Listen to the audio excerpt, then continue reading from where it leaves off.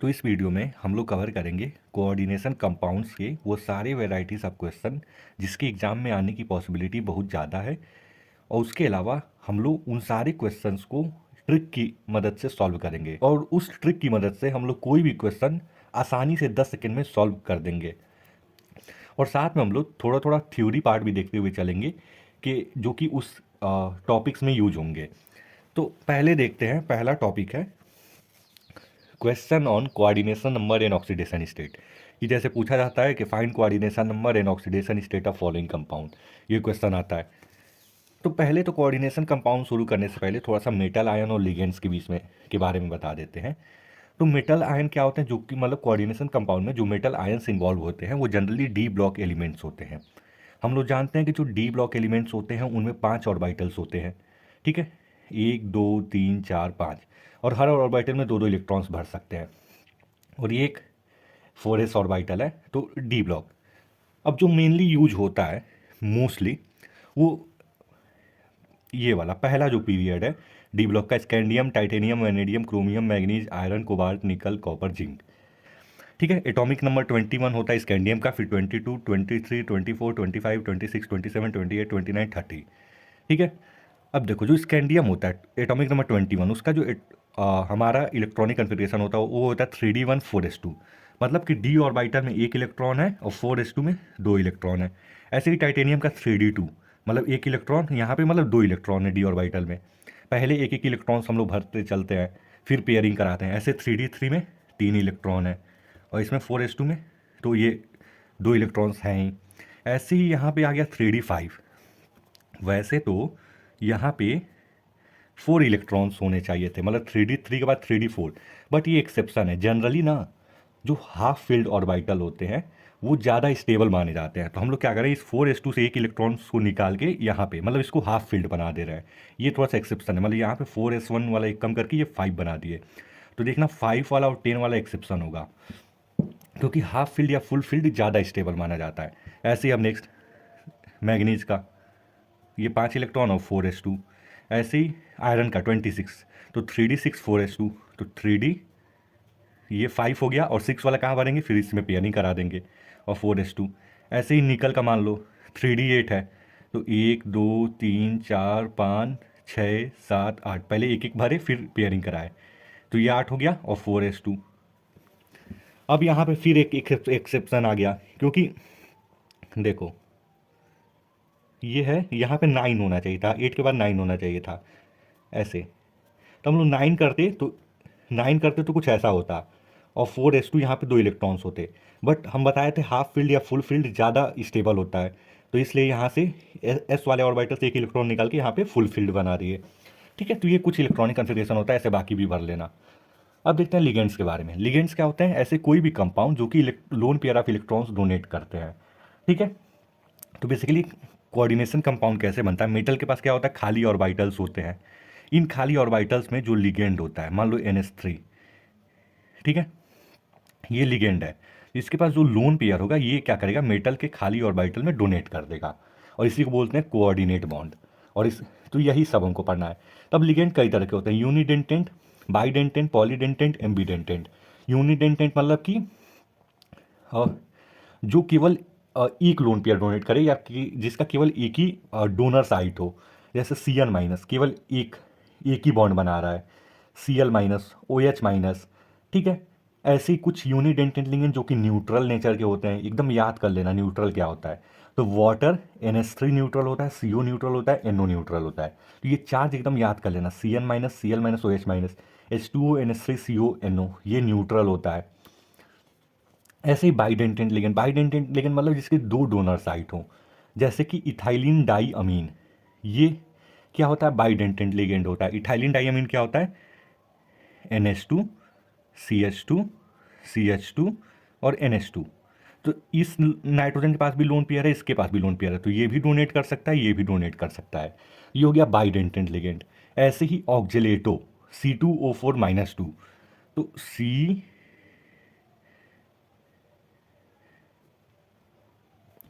देखो O-, ऐसे फिर से इधर भी डबल बॉन्ड हो, ये हाइड्रोजन हटाओ यहाँ से, तो क्या हो गया C2O4, 4 O हो गए और -2 और 2 O पे माइनस है। ऑक्सीजन जनरली डबल बॉन्ड बना था, यहाँ पे सिंगल बनाया इसलिए इस पे माइनस है। ठीक है, और यहाँ पे कार्बन की भी वैलेंसी पूरी है, कार्बन ने 4 बॉन्ड बना रखे हैं, 1 2 3 4। तो ये हो गया C2O4-2। देखो देखो ये ऑक्सीजन भी डोनेट कर सकता है, माइनस चार्ज है इस पे भी। तो ये बाइडेंटेंट लिगेंड हो गए, जो कि जिसके पास 2 डोनर साइट हों। ऐसे ही पॉलीडेंटेंट लिगेंड, पॉलीडेंटेंट लिगेंड ऐसे लिगेंड होते हैं जो कि मतलब कई सारे जिसके डोनर साइड हों। अगर उसके 3 डोनर साइड हैं तो ट्राइडेंटेंट, 4 है तो टेट्राडेंटेंट। ऐसे ही इथाइलिन डाई अमीन टेट्रा एसीटेट, इसका स्ट्रक्चर देखो ऐसा होता है।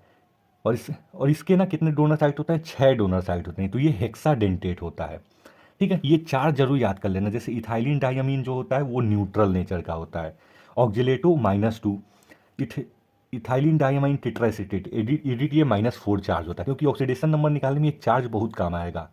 ठीक है, और कुछ होते हैं एम्बीडेंटेंट लिगेंड। एम्बीडेंटेंट लिगेंड क्या होते हैं, जिनके मतलब एक ही लिगेंड है लेकिन उसके 2 अलग अलग डोनर साइट हैं।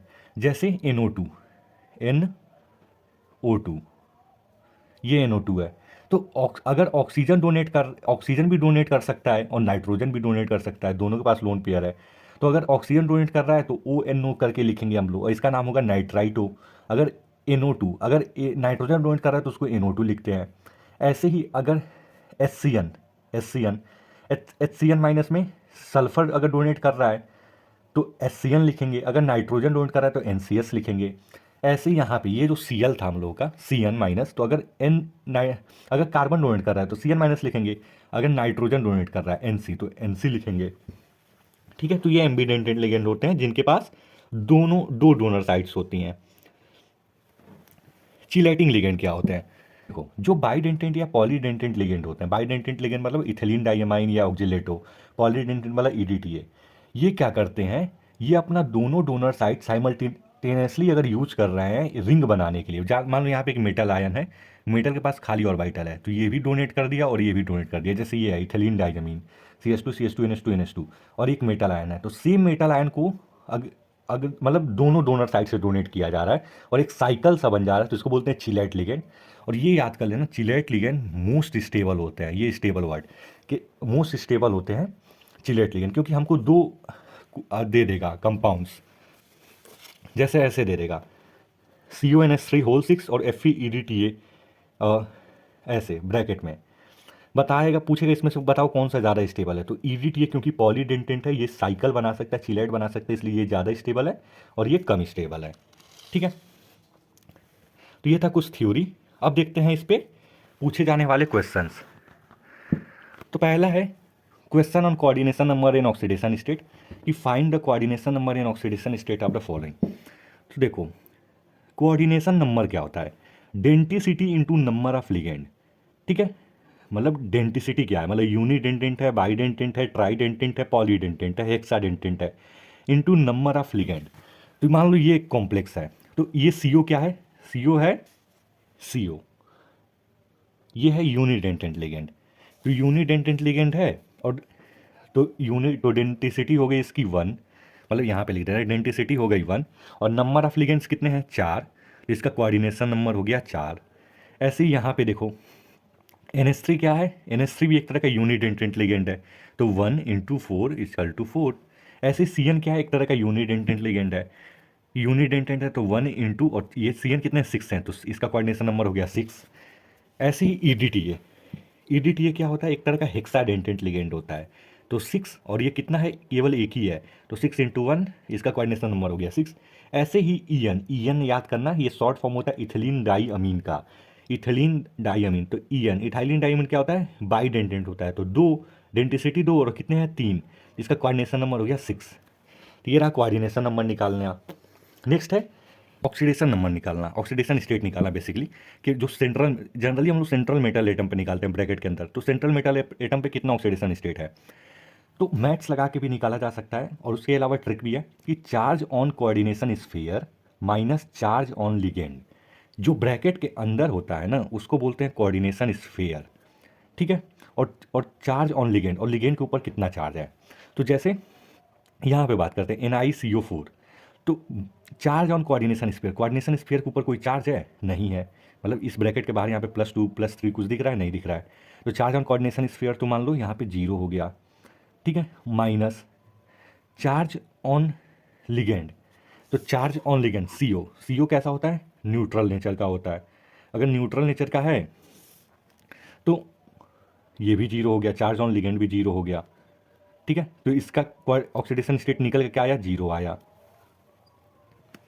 ऐसे ही इसका देखो CuNH3 का होल 4 और साथ में SO4, ठीक है।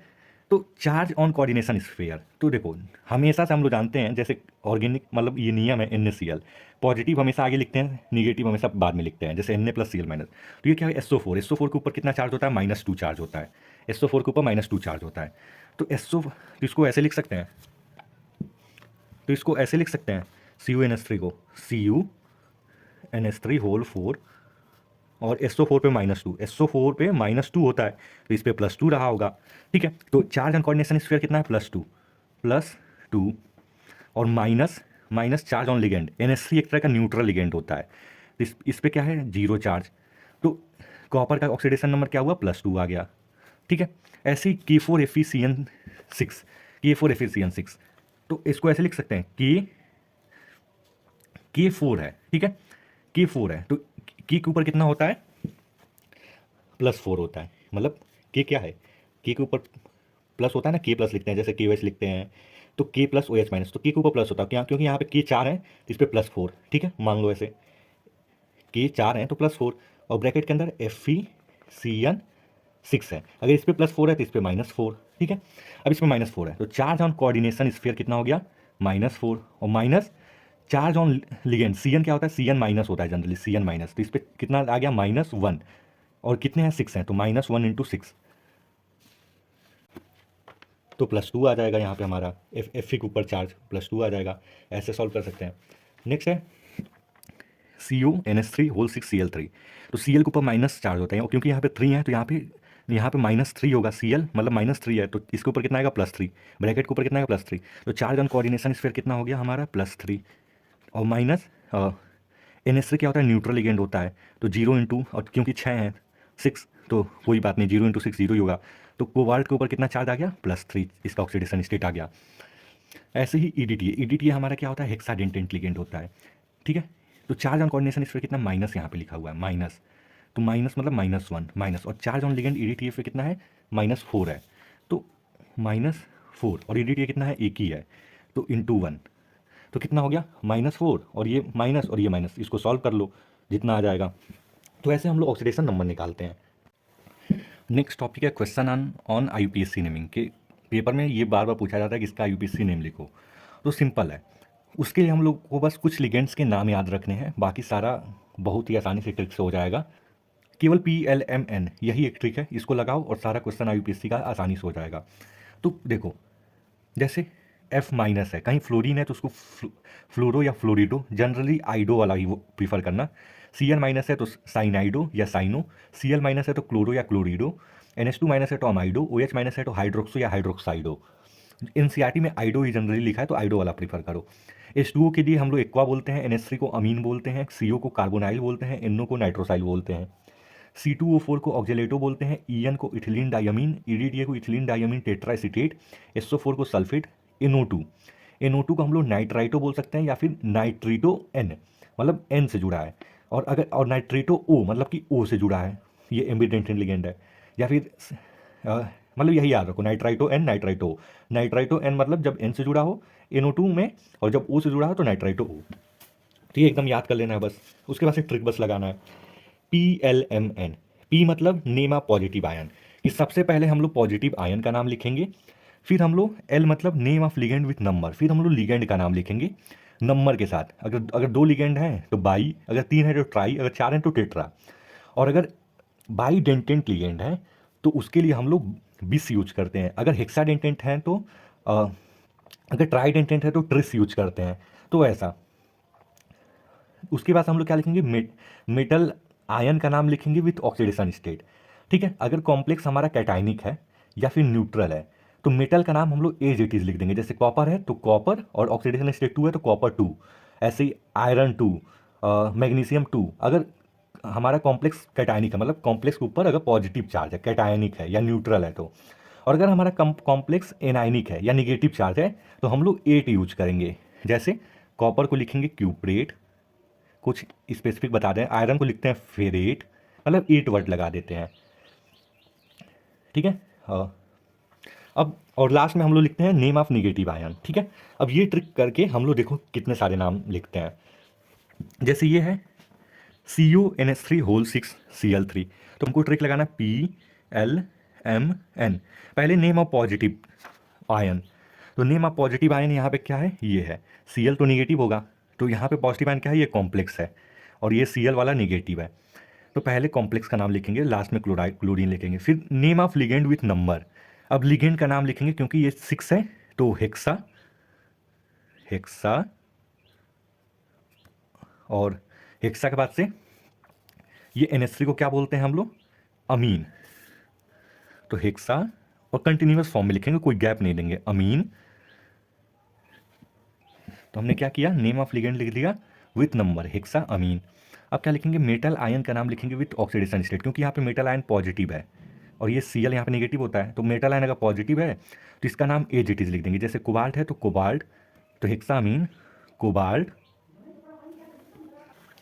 उसके बाद से ब्रैकेट में ऑक्सीडेशन स्टेट, तो इसका ऑक्सीडेशन स्टेट क्या कितना होगा, Cl-3 होता है, मतलब Cl पे -1 होगा तो 3 Cl है तो -3, तो ब्रैकेट के ऊपर +3, इस पे +3, तो चार्ज ऑन कोऑर्डिनेशन स्फीयर हो गया +3 माइनस, और चार्ज ऑन लिगेंड NH3 क्या है, एक तरह का न्यूट्रल लिगेंड है तो इसके लिए 0, तो +3 चार्ज आ रहा है तो हेक्सा 3 रोमन में लिखते हैं, ये ऑक्सीडेशन स्टेट 3।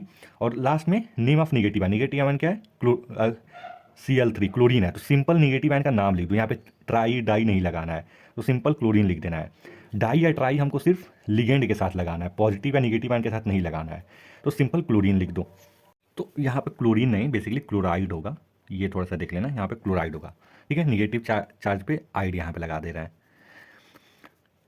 नेक्स्ट है ये, अब फिर क्या करेंगे, चार्ज मतलब नेम ऑफ पॉजिटिव आयन, तो यहाँ पे पॉजिटिव आयन क्या है, पोटेशियम है, तो पोटेशियम का पहले नाम लिखेंगे पोटेशियम, पॉजिटिव आयन का नाम हो गया। डाई ट्राई नहीं लगाना है, पॉजिटिव और निगेटिव के साथ, मतलब पहले और चौथे वाले में डाई ट्राई नहीं लगाना है, केवल लिगेंड के साथ लगाना है।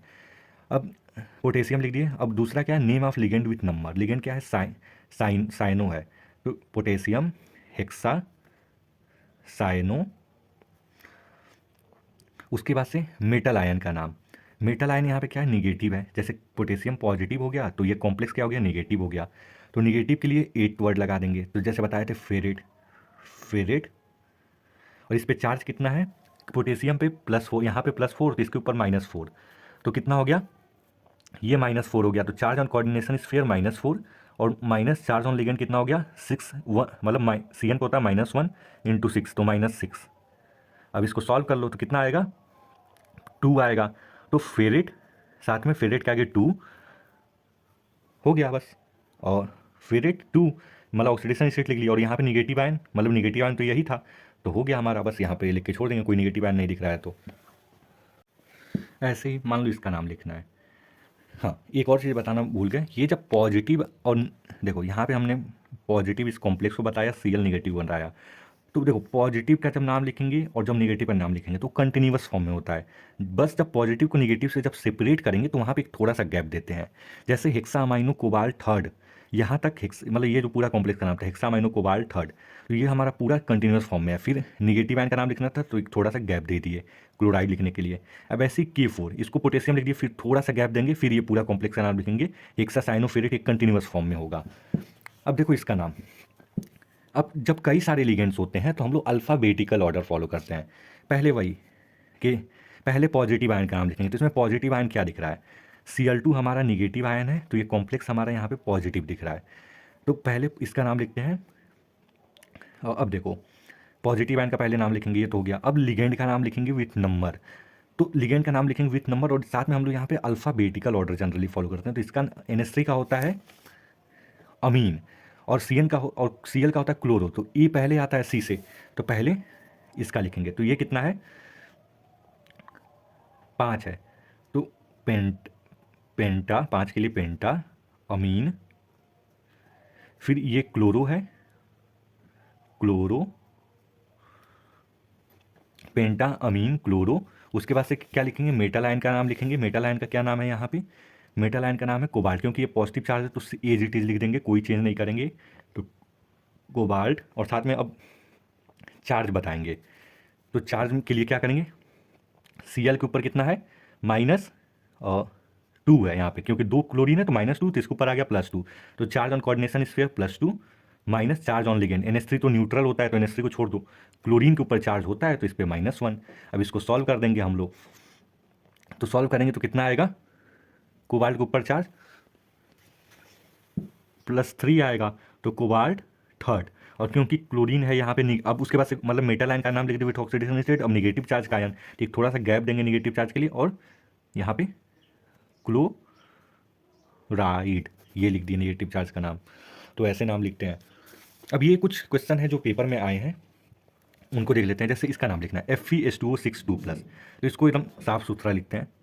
जैसे इसका नाम लिखना है, तो पहले हमको पॉजिटिव आयन का नाम लिखना है। तो यहाँ पे कॉम्प्लेक्स हमको पॉजिटिव लिखता है, क्योंकि कॉम्प्लेक्स के ऊपर 2+ चार्ज है। तो अब कॉम्प्लेक्स का ही पहले नाम लिखेंगे। तो और इसमें उसके बाद से क्या लिखेंगे, लिगेंड का नाम विथ नंबर। तो यहाँ पे 6 हैं, तो हेक्सा, 6 के लिए हेक्सा। और वाटर को हम लोग एक्वा बोलते हैं, जो ऊपर नाम बताए थे, तो हेक्सा।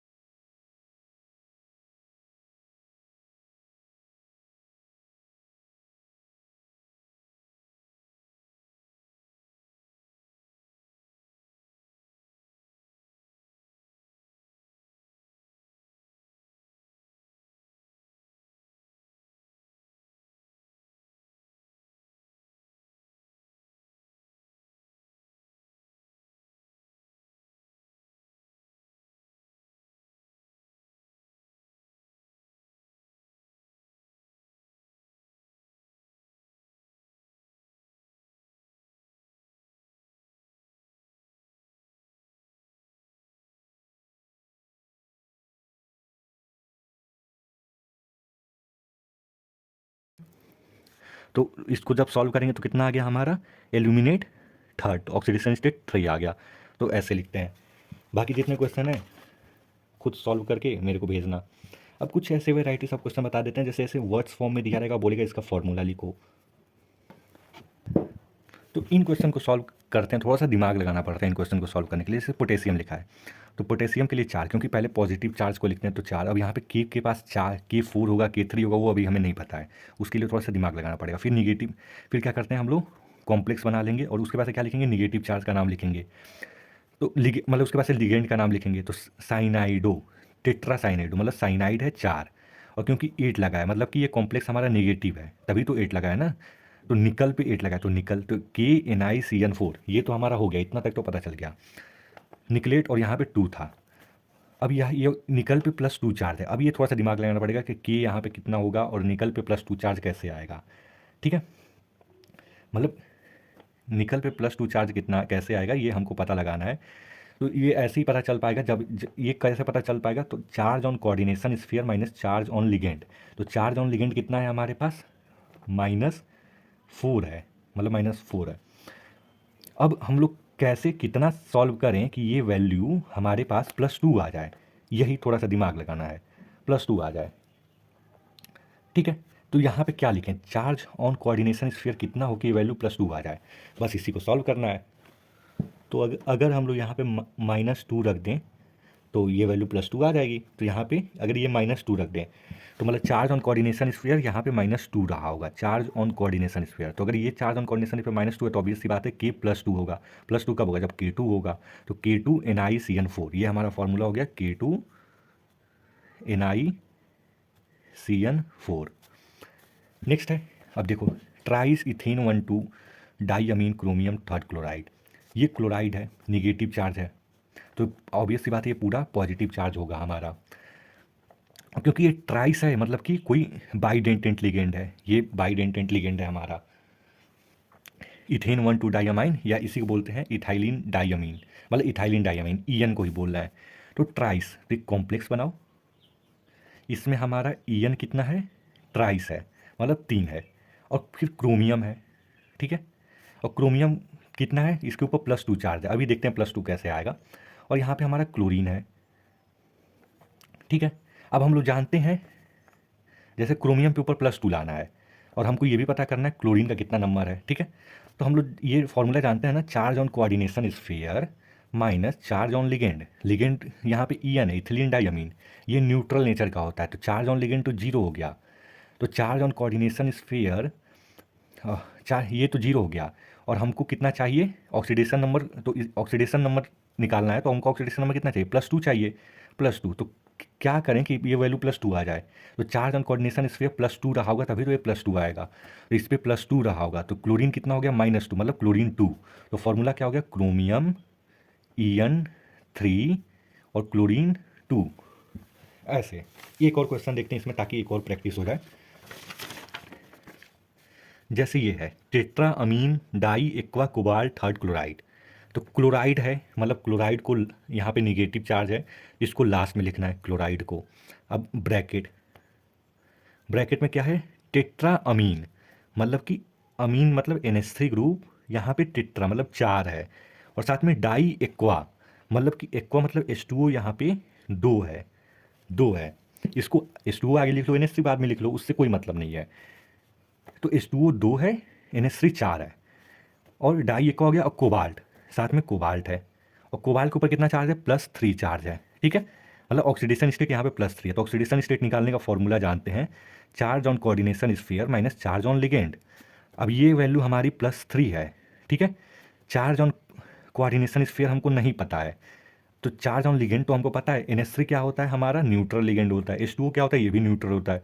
तो चार्ज ऑन ये 0 ही हो गया, चार्ज ऑन लिगेंड तो 0 ही हो गया ना, क्योंकि ये भी न्यूट्रल, कोई चार्ज नहीं होता है, तो 0। और ये वैल्यू +3 लानी है, तो ऑब्वियस सी बात है चार्ज ऑन कोऑर्डिनेशन इस पर +3 रहा होगा। अगर ये +3 रहा होगा तो ये -3, तो यहाँ पे क्लोरीन कितना हो जाएगा, 3। तो ऐसे आसानी से निकाल सकते हैं। ठीक है, तो ये कई सारे हम क्वेश्चन सॉल्व करा दिए ट्रिक की मदद से, केवल एक इसी ट्रिक से। अब इस पर तुम प्रैक्टिस करना बुक से, जैसे कई सारे क्वेश्चंस को प्रैक्टिस करना तुम, जैसे ये प्रैक्टिस करो, ये प्रैक्टिस करो, ये प्रैक्टिस करो, ये वाला प्रैक्टिस करो, ये वाला प्रैक्टिस करो, कई सारे क्वेश्चन यहाँ पे जो बच गए उसको प्रैक्टिस करो। 2 और क्वेश्चन डिस्कस कर लेते हैं, फिर IUPAC को बंद करते हैं। जैसे NiCO का होल 4, अब इस पे पता नहीं चल रहा है पॉजिटिव या निगेटिव क्या है, हमको लगाना था ना P, L, M और N। तो पॉजिटिव नेगेटिव नहीं पता चला तो इसको पॉजिटिव ही मान लो। मतलब अब लिगेंड से नाम शुरू करते हैं। तो यहाँ पे 4 है, तो लिगेंड का नाम विथ नंबर, तो टेट्रा। CO को कार्बोनिल बोलते हैं, ऊपर जो लिस्ट दी है उसमें देखना, टेट्रा कार्बोनाइल। उसके बाद से मेटल आयन का नाम विथ ऑक्सीडेशन नंबर, तो ये क्या है, निकल है, तो निकल। इसका ऑक्सीडेशन नंबर कितना होगा ब्रैकेट में, तो इसके ऊपर कोई चार्ज नहीं है, तो charge on coordination sphere 0 minus charge on ligand. CO क्या होता है, एक तरह का न्यूट्रल लिगेंड होता है, तो चार्ज ऑन लिगेंड ये भी 0, तो निकल 0। तो ये हो गया हमारा इसका नाम। अगर इसका देखा जाए एक अल्फ़ाबेटिकल ऑर्डर वाला, तो इसको वो प्लस चार्ज है, मतलब वही इसी का नाम लिखेंगे पहले पॉजिटिव वाले का। तो पहले अल्फ़ाबेटिकल ऑर्डर फॉलो करते हैं। इसका क्या नाम है, इथेन 1 2 डाइअमीन। इसका क्या है, क्लोरो। डाई और ट्राई को अल्फ़ाबेटिकल ऑर्डर में प्रीफिक्स नहीं दे रहे हैं हम लोग, लिगेंड के नाम को दे रहे हैं। इसका इथेन और इसका क्लोरो, तो C पहले आता है, तो डाई क्लोरो। फिर इसको जब भी इसका लिखेंगे बाइडेंटिटी लिगेंड का, तो वहाँ पे 20 या ट्रिस लिखते हैं, तो 20 ब्रैकेट में इथेन 1 2। इसको ना इथाइलिन डाइअमीन भी बोल सकते हैं, लेकिन ज़्यादा प्रीफर ये करेंगे जो कि NCERT में है, इथेन 1 2 डाइअमीन। उसके बाद से मेटल आयन का नाम, तो कोबाल्ट। और जब इसका ऑक्सीडेशन नंबर निकालेंगे, charge on coordination sphere +1 minus charge on ligand कितना हो जाएगा, ये तो न्यूट्रल होता है EN वाला, और क्लोरीन -2, तो ओवरऑल कितना गया, कोबाल्ट थर्ड हो गया हमारा, ये नाम हो गया। तो ये कुछ वेराइटीज ऑफ क्वेश्चन है IPSC के ऊपर। नेक्स्ट है question on Werner's theory, topic number 3। तो वर्नर्स थ्योरी का थोड़ा सा डिफिनीशन ले लेते हैं। वर्नर एक साइंटिस्ट है जिन्होंने ये बताया था कि जो भी कॉम्प्लेक्स बनता है उसमें जो भी सेंट्रल आयन होता है उसके 2 तरह की वैलेंसीज होती हैं, एक तो प्राइमरी वैलेंसी, एक सेकेंडरी वैलेंसी। जैसे ये कॉम्प्लेक्स है तो इसके 2 तरह की वैलेंसी, एक प्राइमरी एक सेकेंडरी। प्राइमरी वैलेंसी जो होता है वो इक्वल होता है ऑक्सीडेशन स्टेट के, ऐसे याद करना, पोस्ट ऑफिस और supreme court. Primary valency oxidation state की और सेकेंडरी वैलेंसी कोऑर्डिनेशन नंबर के बराबर होता है। तो अगर कहीं कोऑर्डिनेशन नंबर लिखा है यानी कि वो उसका सेकेंडरी वैलेंसी, अगर कहीं ऑक्सीडेशन स्टेट लिखा है यानी कि वो उसका प्राइमरी वैलेंसी है। प्राइमरी वैलेंसी जनरली नॉन मतलब आयोनाइजेबल होता है। ये जो Cl3 है ना, तो ये Cl3 है हमारा प्राइमरी वैलेंसी, मतलब आयोनाइजेबल है, ठीक है, ये Cl3 आयोनाइजेबल है। और ये जो सेकेंडरी वैलेंसी होता है वो नॉन आयोनाइजेबल होती है, ये कॉम्प्लेक्स जल्दी टूटता नहीं है, डिसोसिएट नहीं होता पानी के अंदर, तो ये नॉन आयोनाइजेबल है। Primary valency satisfy by anion, मतलब क्लोरीन एक तरह का एनायन है तो इसको एनायन द्वारा सेटिस्फाई किया जाता है, और ये it is satisfy by ligand, मतलब ये सेकेंडरी वैलेंसी के अंदर क्या आ रहा है, लिगेंड आ रहा है, ये पूरा कॉम्प्लेक्स आ रहा है, तो it is satisfy by ligand. अब क्वेश्चंस देखते हैं, क्वेश्चन क्या क्या बनते हैं। 3 तरह के क्वेश्चंस बनते हैं। पहला कि नंबर ऑफ आयन प्रोड्यूस या molar conductivity in aqueous solution, तो तुमको कॉम्प्लेक्स दे देगा, बोलेगा कि how many ions are produced, या what is the molar conductivity, या फिर arrange in decreasing order of molar conductivity, तो ये है, तो इससे कितने आयन्स प्रोड्यूस होंगे। तो क्योंकि ये ब्रैकेट वाला सेकेंडरी वैलेंसी है, नॉन आयोनाइजेबल है, तो ब्रैकेट वाला तो एज इट इज रहेगा, और ये आयोनाइजेबल है तो ये 4Cl-, तो एक आयन ये और एक आयन ये, तो टोटल 5 आयन, एक ब्रैकेट वाला आयन और ये 4Cl आयन, तो टोटल 5 आयन प्रोड्यूस हो रहा है। यहाँ पे देखा जाए तो यहाँ पे कितने आयन्स प्रोड्यूस हो रहे हैं, तो ये पूरा का पूरा ब्रैकेट के अंदर है, तो यहाँ पे केवल और केवल एक ही आयन प्रोड्यूस हो रहा है, ब्रैकेट वाला आयोनाइज नहीं होता है, नॉन आयोनाइजेबल है, तो यहाँ से एक आयन। इसमें देखा जाए कितने आयन्स प्रोड्यूस हो रहे हैं, तो एक तो ये ब्रैकेट वाला, और SO4 ये पूरा एक ही ग्रुप है SO4, तो एक SO4-2, तो टोटल 2 आयन प्रोड्यूस हो रहे हैं, एक ब्रैकेट वाला और एक ये, तो 2 आयन्स प्रोड्यूस हो रहे हैं। अब इसको मोलर कंडक्टिविटी के ऑर्डर में, एक तो पहले कितने आयन्स प्रोड्यूस हो रहे हैं, तो molar conductivity in aqueous solution. अब मोलर कंडक्टिविटी क्या होता है कि कितना अच्छा कंडक्टिविटी है हमारे सॉल्यूशन का, तो जितने ज़्यादा आयन्स प्रोड्यूस होते हैं उतना अच्छा मोलर कंडक्टिविटी होता है। तो 5 वाले का सबसे अच्छा मोलर कंडक्टिविटी, फिर 2 वाले का, फिर 1 वाले का, तो ऐसे ऑर्डर में भी अरेंज कर सकते हैं। तो पहला क्वेश्चन तो ये हो गया। दूसरा क्वेश्चन आता है मोल्स ऑफ AgCl प्रेसिपिटेटेड। इन तरह के क्वेश्चंस को सॉल्व करने के लिए ये थोड़ा सा पता रहना चाहिए कोऑर्डिनेशन नंबर के बारे में। एक ट्रिक है, जनरल ऑब्जर्वेशन है कि कोऑर्डिनेशन नंबर जिसका 4 होता है, मतलब ऐसे ऐसे मेटल आयन जिनसे 4 लिगेंड अगर जुड़े हैं, तो जनरली उनका ऑक्सीडेशन स्टेट +2 होता है। मतलब जनरली ना +2 या +1 वाले कोऑर्डिनेशन नंबर 4 शो करते हैं, मतलब उनसे 4 लिगेंड जुड़ते हैं, और जनरली +3 और +4 वाले कोऑर्डिनेशन नंबर 6 शो करते हैं। एक Fe2+ याद कर लेना। तो +3 +4 कोऑर्डिनेशन नंबर 6, मतलब 6 लिगेंड जुड़ेंगे, और इसमें +2 और +1 में जनरली 4 लिगेंड जुड़ेंगे। बस ये थोड़ा सा ट्रिक याद करना है। अब देखते हैं हम लोग इन क्वेश्चंस को सॉल्व कैसे करेंगे। मोल्स ऑफ AgCl प्रेसिपिटेट, हमको ऐसा क्वेश्चन देगा, when a coordination compound CrCl3.6H2O is mixed with AgNO3, 2 moles of AgCl is precipitated, right structural formula. तो स्ट्रक्चरल फार्मूला लिखने का एक यहाँ पे ट्रिक बताए हैं ऐसे ब्रैकेट, और ब्रैकेट के बाहर एक क्लोरीन लिख देना। ये है एम, मतलब हमारा कोई भी मेटल होगा, ठीक है, कोई भी मेटल होगा। फिर यहाँ पे लिगेंड होगा ब्रैकेट के अंदर, और इधर पूरे कॉम्प्लेक्स के बाहर एक क्लोरीन होगा। अब देखो, जितना कोऑर्डिनेशन नंबर है उतना आयन ब्रैकेट के अंदर, ठीक है, जितना कोऑर्डिनेशन नंबर है उतना आयन ब्रैकेट के अंदर, और सीएल मतलब जितना AgCl प्रेसिपिटेट होगा उतना क्लोरीन बाहर, ठीक है। और एक तीसरा है, लिगेंड का नंबर कम ज़्यादा कर सकते हैं पर क्लोरीन का नहीं। अब देखो, ये बस कुछ वर्ड्स हैं, अब इसको अप्लाई करेंगे तब समझ में आएगा, ऐसे नहीं समझ में आएगा। तो जैसे देखो, यहाँ पे CrCl3 है, CrCl3, तो इसका Cr का कोऑर्डिनेशन नंबर कितना होगा, +3 होगा, मतलब 3 Cl हैं तो इस पर +3 होगा, तो Cr+3, तो +3 वाला कौन सा कोऑर्डिनेशन नंबर शो करेगा, +6। तो वैसे लिखो, क्रोमियम ब्रैकेट में और इधर क्लोरीन, कुछ ऐसा बना है। ये क्रोमियम लिख दिए। अब ये +3 है, मतलब क्योंकि ये +3 है तो कोऑर्डिनेशन नंबर 6, मतलब इससे 6 लिगेंड जुड़े हैं, तो अब इससे 6 लिगेंड जोड़ दो, ठीक है। लेकिन 6 लिगेंड जोड़ने से पहले यहाँ पे देखो कितने मोल्स AgCl प्रेसिपिटेट हो रहे हैं, 2 मोल्स ऑफ AgCl। तो जितना AgCl यहाँ पे बताया ना, जितना AgCl प्रेसिपिटेट होगा उतना क्लोरीन बाहर। तो 2 AgCl प्रेसिपिटेट हो रहे हैं तो 2 क्लोरीन बाहर, 2 क्लोरीन बाहर कर दिए हम लोग। और नेक्स्ट ट्रिक है, लिगैंड का नंबर कम ज़्यादा कर सकते हैं पर क्लोरीन का नहीं। तो 2 क्लोरीन बाहर कर दिए, एक क्लोरीन अभी बचा है, Cl3 था ना, तो एक क्लोरीन बचा है, तो एक क्लोरीन अंदर लिख दो, मतलब क्लोरीन के नंबर से छेड़खानी नहीं करनी है, क्लोरीन का नंबर जैसा है वैसा। तो 2 क्लोरीन बाहर, एक क्लोरीन अंदर। अब लिगैंड का नंबर कम ज़्यादा कर सकते हैं क्योंकि हमको 6 कोऑर्डिनेशन नंबर रखना है, तो एक क्लोरीन तो हो गया, बचा 5, और तो 5 H2O, मतलब ये 6 H2O में से 5 H2O। ये हमारा फॉर्मूला हो गया, CrH2O5Cl Cl2। एक और क्वेश्चन देखते हैं, तब थोड़ा और प्रैक्टिस हो जाएगा। अ coordination compound has formula COCl3.4NH3। तो पहली बात तो एक ऐसे ब्रैकेट बना लो, ठीक है, यहाँ पे COCl3, ठीक है। तो यहाँ पे कितना है, Cl3 माइनस है तो CO+3 होगा, ये -3 है तो ये CO+3 होगा, तो +3 के लिए कोऑर्डिनेशन नंबर 6 होता है, तो जनरली 6 आयन्स जुड़ेंगे। अब it precipitate silver ion H AgCl, मतलब एक AgCl प्रिसिपिटेट हो रहा है, एक AgCl, केवल एक क्लोरीन प्रिसिपिटेट हो रहा है, ठीक है। तो एक ही क्लोरीन अगर प्रिसिपिटेट हो रहा है तो बचा हुआ क्लोरीन, सी यहाँ पे Cl3 है ना, तो एक क्लोरीन यहाँ प्रिसिपिटेट, तो बचा हुआ 2 क्लोरीन अंदर होगा, ऑब्वियस सी बात है। और बाकी हम लोग वैलेंसी मतलब 6 बनाना था ना, तो बाकी NH3 भर देंगे, लिगेंड भर देंगे NH3, तो NH3 4 हो गया, तो 4 1 5 6, तो ये इसका फॉर्मूला हो गया। And its molar conductance correspond to 2 ion, और एक हिंट दे दिया था कि इसका मोलर कंडक्टेंस 2 आयंस के बराबर होगा। तो यहाँ पे देखो 2 आयंस, एक तो ब्रैकेट वाला और एक क्लोरीन वाला, तो 2 आयंस दिख ही रहे हैं हम लोगों को। तो ऐसे कि लिगेंड का नंबर कम ज़्यादा कर सकते हैं, लेकिन क्लोरीन बस सेटअप करना है, ठीक है। अब एक क्वेश्चन और भी यहाँ से डिडाइ मतलब पूछा जाता है कि मान लो तुमको फॉर्मूला दे देगा, ये फॉर्मूला दे देगा, और इसमें ना तुमको बोलेगा, मान लो ये फॉर्मूला है, और इसमें तुमको बोलेगा AgNO3 डालने पे कितने मोल्स AgCl के प्रेसिपिटेट होंगे। मान लो ये दोनों फॉर्मूला है, AgNO3 डालने पे कितने मोल्स AgCl के प्रेसिपिटेट होंगे। तो जितना बाहर हो, यहाँ पे बताया ना, जितना AgCl प्रेसिपिटेट होगा उतना क्लोरीन बाहर, मतलब जितना क्लोरीन बाहर होगा उतना ही AgCl प्रेसिपिटेट होगा। तो यहाँ पे एक क्लोरीन बाहर है तो एक AgCl प्रेसिपिटेट होगा, यहाँ पे 2 क्लोरीन बाहर हैं तो AgCl के 2 मोल्स प्रेसिपिटेट होंगे। तो ये भी मतलब उल्टा भी इसका करके क्वेश्चन आ सकता है।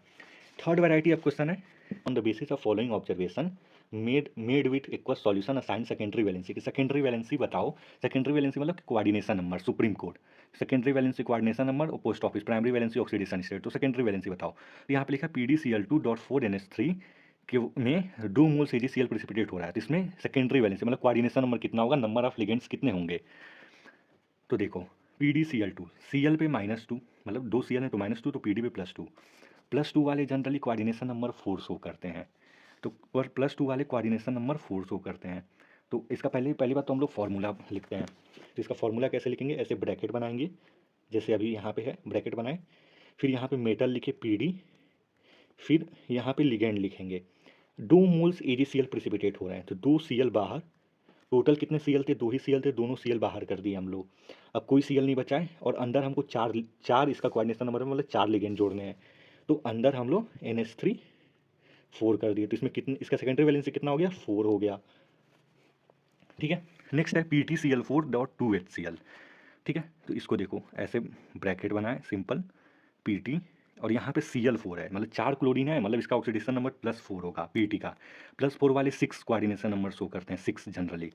और यहाँ पे क्या है, 0 मोल्स AgCl प्रेसिपिटेट हो रहा है, 0 मोल्स, मतलब यहाँ पे कुछ नहीं है, ब्रैकेट के बाहर कुछ नहीं है, जो है अंदर है। तो यहाँ पे 4 क्लोरीन है, 4 क्लोरीन है, तो चारों क्लोरीन फिर ब्रैकेट का अगर बाहर है ही नहीं तो चारों क्लोरीन अंदर कर दो, क्योंकि एक भी मोल AgCl नहीं प्रेसिपिटेट हो रहा है। और यहाँ बताए हैं कि लिगेंड का नंबर कम ज़्यादा कर सकते हैं पर क्लोरीन का नहीं, तो क्लोरीन चारों अंदर रख दो। बचा क्या, HCl बचा, तो HCl, और HCl कितना है 2, तो 4 ये और 2 ये, तो ये फॉर्मूला बन गया। अब इसका कोऑर्डिनेशन नंबर कितना होगा, मतलब कि सेकेंडरी वैलेंसी कितना होगा, तो 4 ये और 5 एक 6, तो सेकेंडरी वैलेंसी 6 हो गया। सेकेंडरी वैलेंसी क्या होता है कि जो ब्रैकेट के अंदर है, जो मेटल आयन से जुड़ा है, मेटल आयन को छोड़ के बाकी चीज़ें HCl और Cl4, ऐसी NiCl2, इसमें 2 मोल्स AgCl प्रेसिपिटेट हो रहे हैं। ठीक है, तो ऐसे करते हैं Na, ये ब्रैकेट, ठीक है। अब इसमें 2 मोल्स AgCl प्रेसिपिटेट हो रहे हैं, तो 2 Cl2 Cl बाहर, ठीक है, 2 Cl बाहर कर दिए, 2 AgCl प्रेसिपिटेट हो रहे हैं, और NiCl2, मतलब Na पे +2, Cl -2 तो Na पे +2, मतलब कि ये कोऑर्डिनेशन नंबर 4 शो करेगा।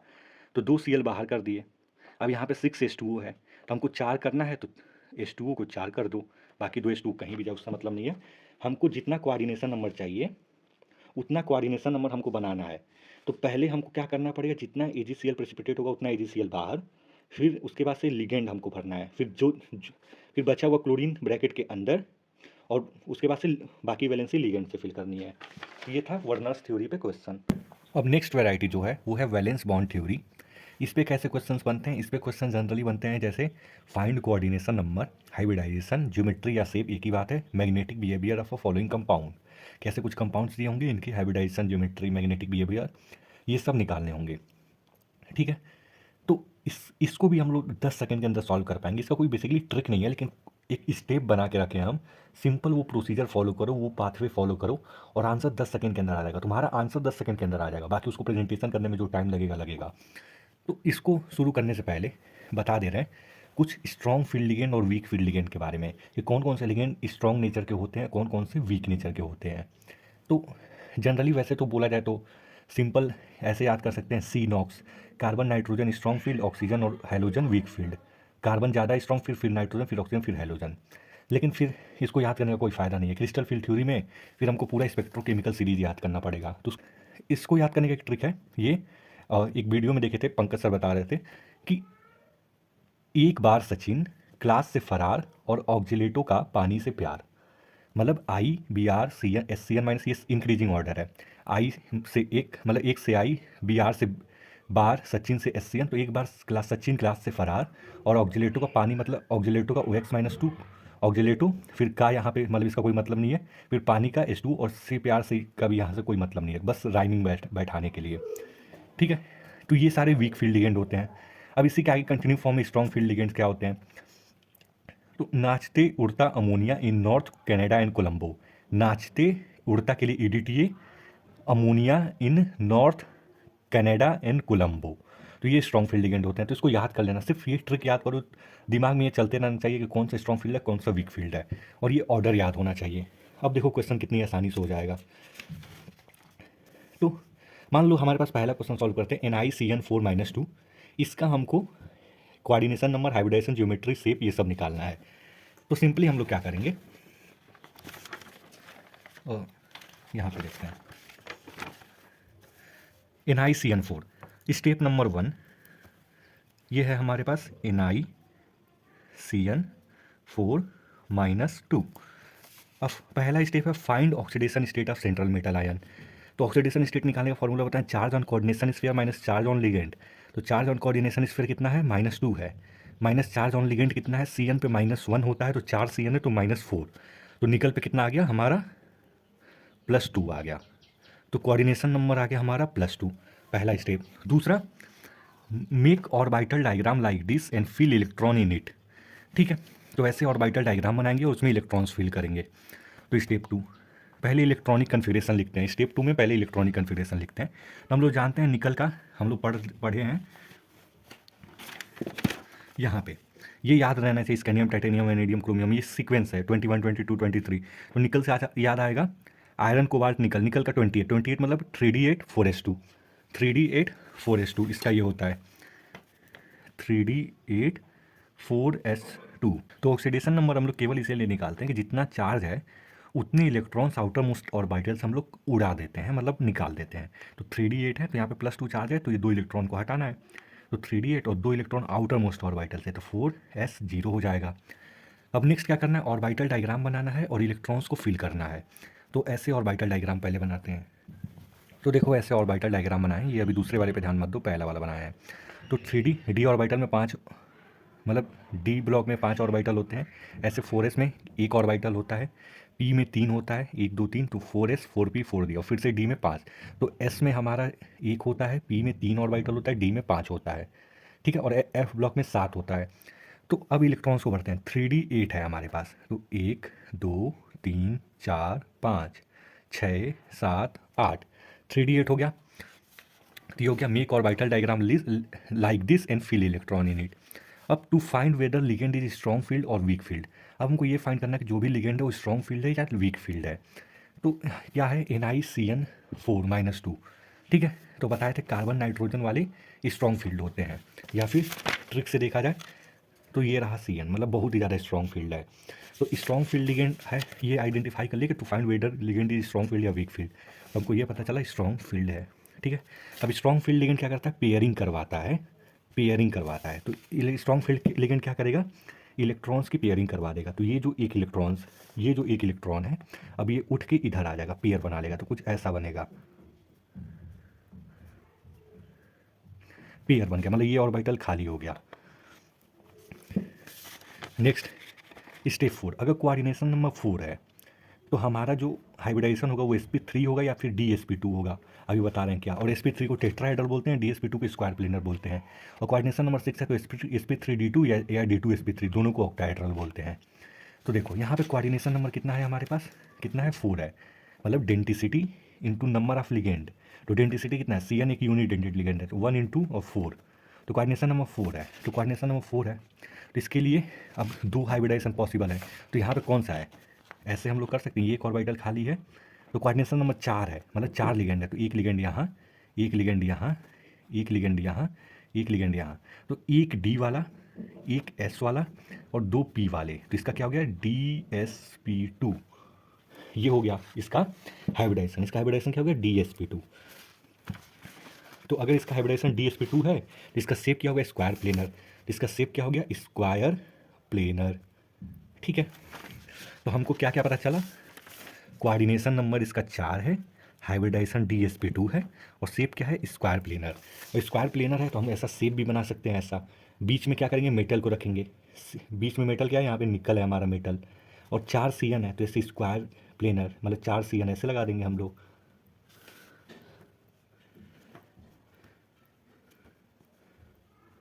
तो ऐसे एक प्लेन बन गया। नेक्स्ट लास्ट है, हमको मैग्नेटिक बिहेवियर बताना है कि ये भी पैरामैग्नेटिक हो गया या डायमैग्नेटिक। तो अगर अनपेयर्ड इलेक्ट्रॉन दिखेंगे तो वो पैरामैग्नेटिक होगा, अगर पेयर्ड इलेक्ट्रॉन दिखेंगे तो डायामैग्नेटिक होगा। तो यहाँ पे सारे इलेक्ट्रॉन्स पेयरिंग में दिख रहे हैं, तो ये कंपाउंड डायामैग्नेटिक होगा, मैग्नेटिक होगा। तो देखो पहला क्वेश्चन कितनी आसानी से कर दिया हमने कि ये वाला जो NiCN4 है ये डायामैग्नेटिक होगा। नेक्स्ट क्वेश्चन करते हैं FeS2O6 2+, ठीक है। तो FeS2O6 2+, या सबसे पहला स्टेप की ऑक्सीडेशन स्टेट निकालेंगे। ऑक्सीडेशन स्टेट मतलब चार्ज ऑन कोऑर्डिनेशन स्फीयर, मतलब +2, और minus charge on ligand. H2 एक तरह का न्यूट्रल लिगेंड है तो 0। तो ऑक्सीडेशन स्टेट हो गया +2। ऑक्सीडेशन स्टेट निकालते क्यों है, ताकि हम लोग इलेक्ट्रॉनिक कन्फिग्रेशन रियल वाला बता सकें। तो इसका ओरिजिनल इलेक्ट्रॉनिक कन्फिग्रेशन होता है 3d6 4s2, क्योंकि एटॉमिक नंबर इसका 26 है, फर्स्ट पेज पे बताए थे। तो अब +2 इसका ऑक्सीडेशन स्टेट है, मतलब इधर से 2 इलेक्ट्रॉन्स को उड़ा दो, तो इसका हो गया 3d6 4s0, ठीक है। अब इलेक्ट्रॉन्स बढ़ते हैं, 3d6 1 2 3 4 5 6, 3d6 हो गया, और 4s0। अब ये हो गया make orbital diagram in fill electron, के इलेक्ट्रॉन भी भर दिए। अब to find whether ligand is strong field या वीक फील्ड, तो हमको ये फाइंड करना है कि स्ट्रॉन्ग फील्ड है या वीक फील्ड है। तो बताए थे हम कि, कहाँ गया ये, कि वाटर क्या होता है, एक तरह का वीक फील्ड लिगेंड होता है। वीक फील्ड लिगेंड होता है, एक बार सचिन क्लास से फरार और ऑक्जेलेटो का पानी से प्यार, वीक फील्ड लिगेंड होता है। तो वीक फील्ड लिगेंड होता है तो ये क्या करेगा, पेयरिंग नहीं कराएगा। ये क्या करेगा, पेयरिंग नहीं करा पाएगा। पेयरिंग नहीं करा पाएगा तो जो इलेक्ट्रॉन्स जैसे हैं वैसे ही रह जाएंगे, ठीक है।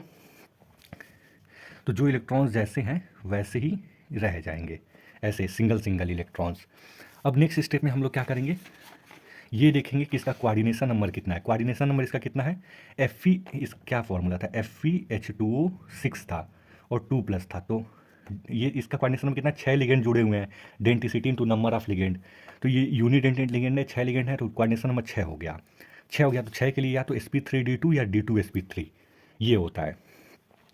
तो चलो अब देखते हैं, मतलब 6 लिगेंड है, मतलब 6 H2 हैं। तो एक H2O यहाँ पे, एक H2O यहाँ पे, एक H2O यहाँ पे, एक H2O यहाँ पे, 4 हो गया, 5 और 6। तो क्या हो गया, 6 हो गया। तो क्या इन्वॉल्व हो रहा है, एक S, 3 P और 2 D। तो sp3d2 ये हो रहा है। और sp3d2 का शेप क्या होता है, ऑक्टाहेड्रल। इसका शेप हो गया ऑक्टाहेड्रल, ठीक है। अब इसका मैग्नेटिक बिहेवियर बताना है, तो हम बताए थे अगर अनपेयर्ड इलेक्ट्रॉन दिख रहे हैं तो दिख रहा है, अनपेयर्ड इलेक्ट्रॉन दिख रहे हैं तो ये हो गया पैरामैग्नेटिक। अगर पेयर दिखते तो डाया हो जाता, लेकिन यहाँ पे अनपेयर्ड है तो पैरामैग्नेटिक। तो क्वेश्चन आसानी से सॉल्व हो गया। एक लास्ट करते हैं ये वाला, और ये वाला तुम करना। नेक्स्ट है NiCO4। तो यहाँ पे देखो NiCO4, ठीक है। पहले ऑक्सीडेशन स्टेट निकालते हैं, निकल, चार्ज ऑन कोऑर्डिनेशन स्फीयर, ये है NiCO4। Charge on coordination sphere कितना है, 0 है, माइनस CO क्या, न्यूट्रल लिगेंड है, तो चार्ज ऑन लिगेंड ये भी 0 है, तो ओवरऑल 0 हो गया। निकल का अभी पढ़े हैं 3D8 और 4S2 होता है, क्योंकि इसका कोऑर्डिनेशन नंबर बोले ऑक्सीडेशन नंबर 0 है, तो यहाँ से कोई इलेक्ट्रॉन्स खत्म करने की ज़रूरत नहीं है। तो इसका फॉर्मूला क्या हो जाएगा, भाई बेसिकली इसी को फिल कर देना है, 3D8 4S2। तो यहाँ पे बढ़ते हैं, 1 2 3 4 5 6 7 8 3D8 और 4S2, ठीक है। अब देखना है कि लिगेंड हमारा स्ट्रॉन्ग फील्ड है या वीक फील्ड है। तो CO कार्बन है, कार्बन नाइट्रोजन स्ट्रॉन्ग फील्ड होते हैं। और वैसे भी हम लोग फॉर्मूले में देखे हैं कि कनाडा एंड कोलंबो ये स्ट्रॉन्ग फील्ड है बहुत ही ज़्यादा। ये क्या करेगा, पेयरिंग करा देगा। पेयरिंग मतलब जो ये दोनों इलेक्ट्रॉन्स हैं, ये दोनों जो इलेक्ट्रॉन्स हैं ये पेयर हो जाएंगे, ये यहाँ पे आ जाएंगे, यहाँ पे आ जाएंगे, पेयरिंग हो जाएगा। तो ये ऑर्बिटल खाली हो जाएगा, तो कुछ ऐसा बनेगा। तो यहाँ वाले दोनों इलेक्ट्रॉन्स यहाँ आ गए, तो ये पेयरिंग हो गया, तो कुछ ऐसा बनेगा। तो ये बना हमारा ऑर्बिटल डायग्राम। अब ऑर्बिटल डायग्राम बनाने के बाद फिर हम लोग देखेंगे कि इसका कोऑर्डिनेशन नंबर कितना है। तो NiCO4 था हमारा, CO4, तो मतलब यहाँ पे 4 कोऑर्डिनेशन नंबर। डेंटिसिटी हमारा हो गया 4, मतलब यूनिट डेंटेंट और डेंटिसिटी 1 और कोबार ये कार्बोनाइल है, तो ये 4 बार जुड़ा है तो 4, तो ये 4 हो गया, ठीक है। तो इसको 4 ऑर्बिटल दे दो, क्योंकि 4 लिगेंड है, 4 ऑर्बिटल दे दिए। तो अब देखो इसका शेप क्या हुआ, और एक ये 4S है, ये 4P है, तो एक S और 2 और 3P, तो sp3, इसका हो गया sp3। अब शेप बनाने को बोल दिया जाए तो sp3 का शेप क्या होता है, Ni, sp3 का शेप क्या होता है, कुछ ऐसा होता है, मेटल आयन बीच में। तो मेटल आयन बीच में रखें Ni, एक लिगेंड ऊपर CO, एक लिगेंड ऐसे, एक लिगेंड ऐसे और एक लिगेंड ऐसे। तो ये शेप भी बना दिए टेट्राहेड्रल। ऐसे जो पीछे वाला क्वेश्चन किए थे वहाँ पे ऑक्टाहेड्रल का ऐसा शेप हम लोग बनाएंगे, ऐसा बना सकते हैं, ठीक है। तो ये हो गया। अब हमको पैरामैग्नेटिक या डायामैग्नेटिक बताना है, तो क्योंकि यहाँ पे एक भी अनपेयर्ड इलेक्ट्रॉन नहीं दिख रहा है तो डायामैग्नेटिक। तो ऐसे क्वेश्चन कितनी आसानी से सॉल्व हो जा रहा है। अब वैलेंस बॉन्ड थ्योरी में ही आगे बढ़ते हैं। नेक्स्ट टॉपिक है आइसोमेरिज्म। इस पे कई सारे क्वेश्चंस आते हैं भर भर के जनरली। तो पूछेगा ना कि 2 कंपाउंड्स दे देगा, बोलेगा बताओ इसमें कौन सा आइसोमेरिज्म होगा। जनरली 3 नंबर का तो क्वेश्चन फिक्स ही है इससे। तो 2 तरह के आइसोमेरिज्म होते हैं, स्ट्रक्चरल और स्टीरियो आइसोमर्स। स्टीरियो आइसोमर्स हम नहीं बता रहे हैं फिलहाल इस वीडियो में, क्योंकि इससे हम कोई क्वेश्चन उतना देखे नहीं है पेपर के अंदर। जो क्वेश्चन आया है वो जनरली इसी से आया, स्ट्रक्चरल आइसोमेरिज्म के ऊपर। अब किस्मत खराब होगी तो इससे क्वेश्चन आ सकता है, इसलिए इस टॉपिक को तुम एक बार पढ़ जरूर लेना जाने से पहले। हम ये बता दे रहे हैं जो इंपॉर्टेंट है, जो आता है।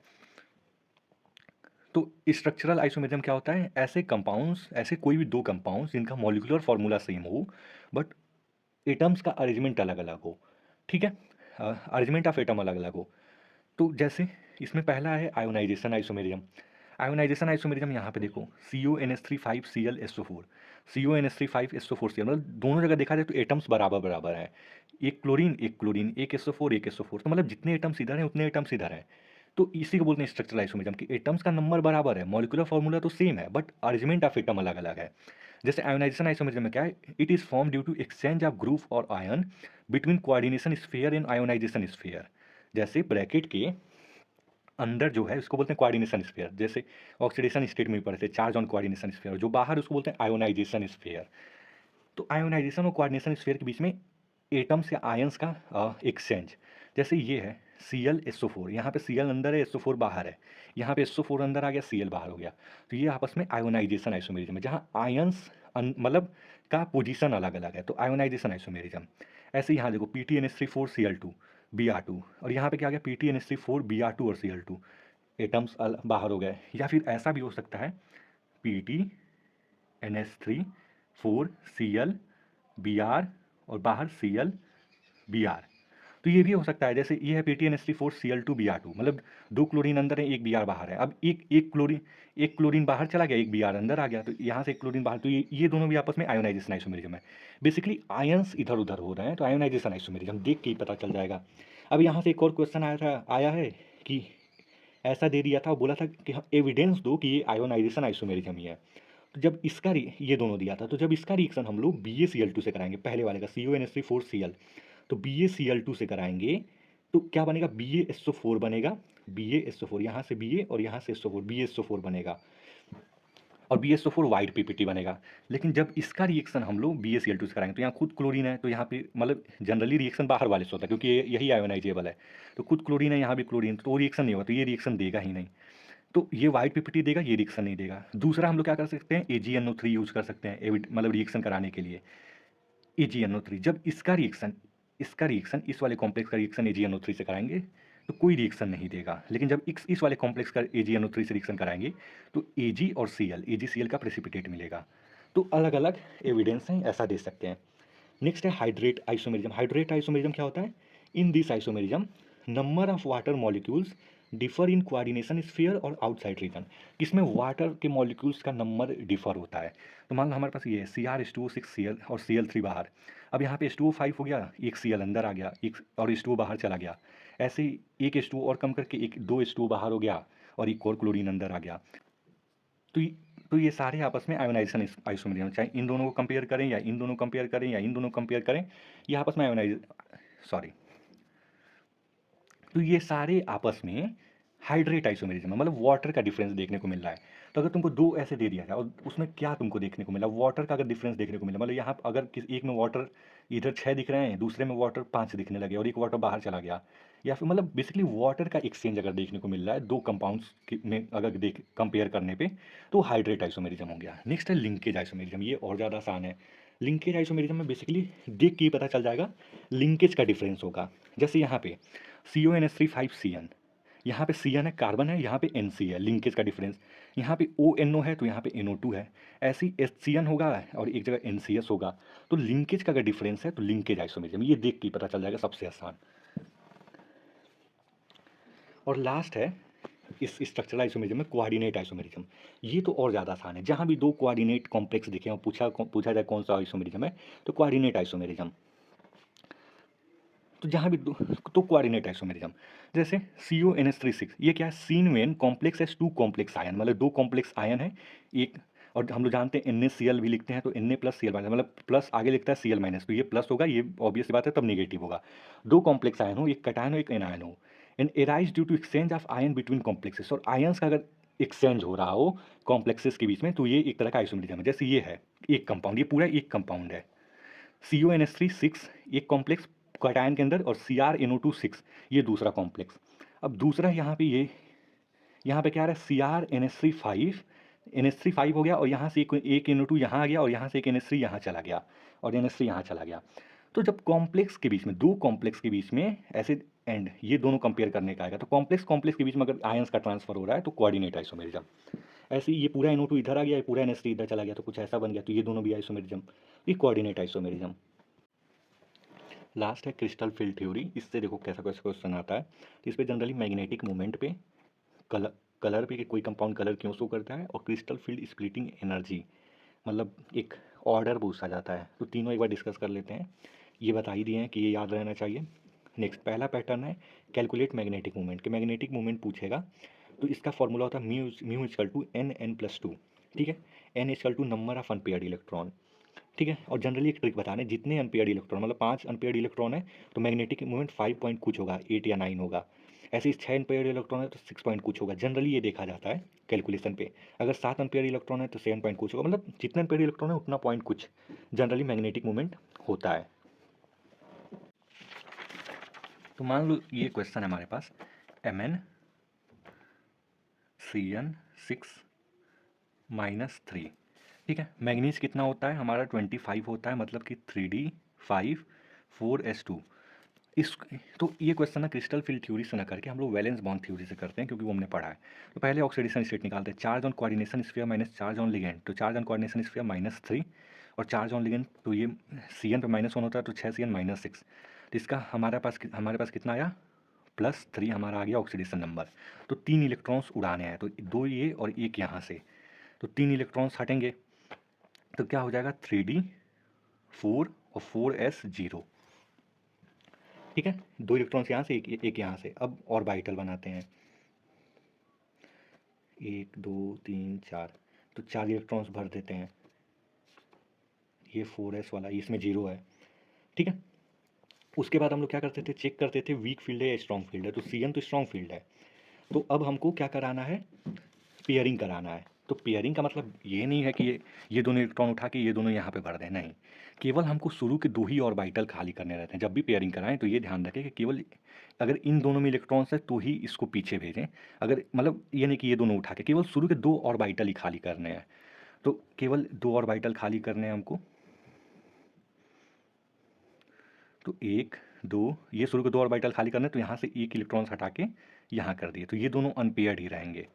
ठीक है, तो 2 अनपेयर्ड इलेक्ट्रॉन हैं, 2 अनपेयर्ड इलेक्ट्रॉन दिख रहे हैं।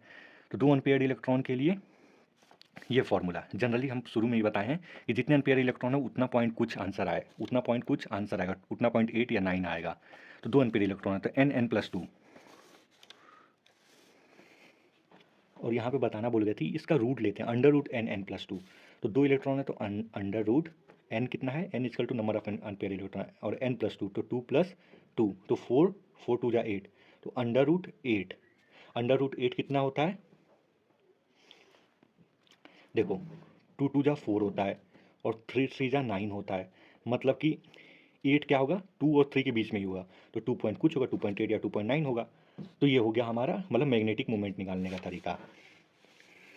ऐसे ही यहाँ पे देखते हैं, मान लो ये दिया है NiCO4, तो हम लोग जानते हैं Ni क्या है, Ni हमारा 28 3d8 4s2 ये हमारा होता है। अब चार्ज ऑन लिगेंड 0 आएगा जब कैलकुलेट करेंगे हम लोग यहाँ पे, तो क्योंकि ये न्यूट्रल लिगेंड है, तो और इस कोऑर्डिनेशन स्फीयर के ऊपर भी कोई चार्ज नहीं है, तो चार्ज ऑन लिगेंड 0 आएगा, तो यहाँ से कोई इलेक्ट्रॉन्स हटाने की ज़रूरत नहीं है।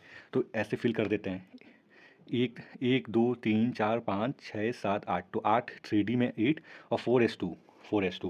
ठीक है, अब क्या करना है हमको, ये देखना है कि वीक फील्ड है या स्ट्रॉन्ग फील्ड है। तो CO क्या होता है, एक तरह का स्ट्रॉन्ग फील्ड लिगेंड होता है, CO स्ट्रॉन्ग फील्ड लिगेंड होता है। तो ये पेयरिंग करा देगा, तो क्या करेगा, ये दोनों इलेक्ट्रॉन्स को हटा के इन दोनों इलेक्ट्रॉन्स मतलब इधर पेयरिंग हो जाएगा। तो हमको बताइए थे पेयरिंग कराने में या तो इसको इसके साथ छेड़खानी करेंगे या शुरू के 2 के साथ छेड़खानी करेंगे, बाकी के साथ कोई छेड़खानी नहीं करते हैं पेयरिंग के वक्त, इसलिए यहाँ पे इन दोनों को पेयरिंग नहीं कराए थे। तो ये दोनों इलेक्ट्रॉन्स उठ के यहाँ आ जाएगा, पेयरिंग हो गई। अब पेयरिंग हो गई तो यहाँ पे कितना हो गया, मतलब n इक्वल टू 0, मतलब नंबर ऑफ अनपेयर इलेक्ट्रॉन 0 हो गया, तो इसका मैग्नेटिक मोमेंट कितना हो गया, 0 हो गया। जो डायमैग्नेटिक होता है उसका मैग्नेटिक मोमेंट 0 होता है। ठीक है, और मैग्नेटिक मोमेंट का ना जो वो होता है यूनिट होता है वो BM होता है, बोर मैग्नेट्रॉन। ठीक है, और ये क्वेश्चन तुम खुद करना। तो हमारे पास है the spin only magnetic moment is 5.9, मतलब ऑफ दिस कंपाउंड इज 5.9 मतलब कि 5 अनपेयर्ड इलेक्ट्रॉन होंगे, अभी प्रूफ भी हो जाएगा। तो MnBr कितना होता है, 25 होता है मैग्नीज, तो इसका क्या हो जाएगा 3d5 4s2, और Br4 2-। पहले इसका ऑक्सीडेशन स्टेट निकालते हैं। ऑक्सीडेशन स्टेट क्या होगा, चार्ज ऑन कोऑर्डिनेशन स्फीयर कितना हो गया -2 माइनस चार्ज ऑन लिगेंड, तो Br पे 1- होता है तो चार्ज है तो -4, तो कितना आ गया Mn के ऊपर +2 आ गया। +2 मतलब कि ये दोनों इलेक्ट्रॉन्स उड़ा दो आखिरी के ऑर्बिटल से, तो बचा कितना 3d5, तो 1 2 3 4 5, 3d5 बचा हमारे पास। ठीक है, अब देखना है वीक फील्ड है या स्ट्रॉन्ग फील्ड है। तो Br क्या होता है, तो Br हमारा वीक फील्ड होता है, और वो भी बहुत ज़्यादा वीक फील्ड। ठीक है, वीक फील्ड लिगेंड है। एक बार सचिन, तो वीक फील्ड लिगेंड है, तो ये लिगेंड है तो ये पेयरिंग नहीं करा पाएगा, तो पेयरिंग नहीं करा पाएगा तो इसको ऐसे ही छोड़ देंगे, मतलब 5 अनपेयर्ड इलेक्ट्रॉन हो गए, इसलिए यहाँ पे है 5.9 Bm। ठीक है, अब इसका शेप बताना है। अब क्या, यहाँ पे 4 Br हैं, तो 1 2 3 4, तो 1 S और 3 P, तो इसका शेप हो गया sp3। sp3 मतलब कि टेट्राहेड्रल बताए थे, टेट्राहेड्रल। टेट्राहेड्रल का शेप क्या होता है, बीच में मेटल रखो और ऐसे Br Br Br और Br, ये टेट्राहेड्रल का शेप होता है। तो आसानी से ऐसे क्वेश्चंस कर सकते हैं।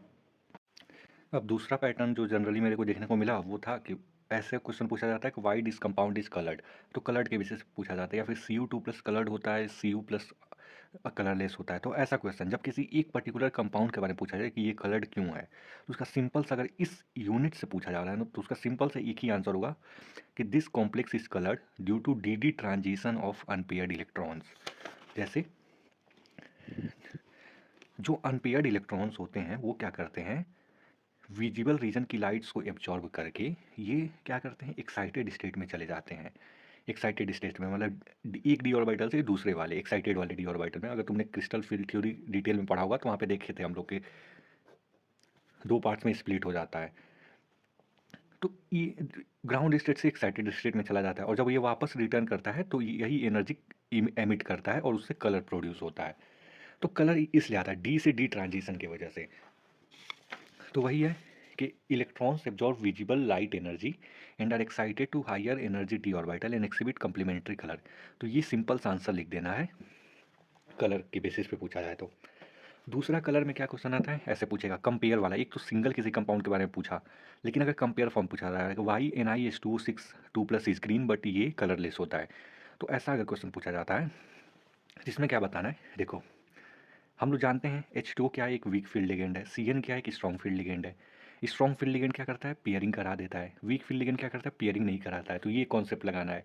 तो वही आंसर देना है, because cyanide ion is a strong field ligand, it cause pairing of electrons and due to pairing no d transition take place. कोई ट्रांजिशन नहीं हो पाएगा क्योंकि इलेक्ट्रॉन्स पेयर्ड हो गए। जब तक अनपेयर्ड इलेक्ट्रॉन होता है तभी कलर होता है, अगर पेयरिंग होगी तो कोई ट्रांजिशन नहीं होगा, तो no d transition takes place and hence it show no colour. Where as in case of H2 weak field ligand ये पेयरिंग नहीं कराता है, और इसलिए डी ट्रांजिशन होता है। मतलब डी ट्रांजिशन होता है, विजिबल लाइट एनर्जी एब्जॉर्ब होती है और कलर प्रोड्यूस होता है। दूसरा ऐसा पूछा जा सकता है कि FeCN6 - and FeH2O6 exhibit different colour in aqueous solution, कि ये दोनों क्यों डिफरेंट डिफरेंट कलर प्रोड्यूस कर रहे हैं, ये इधर भी 6 है इधर भी 6 है। या फिर ये पूछा जा सकता है कि क्यों ऑक्टाहेड्रल वाला टेट्रा है, मतलब क्यों ऑक्टाहेड्रल और टेट्राहेड्रल दोनों अलग अलग कलर प्रोड्यूस करते हैं।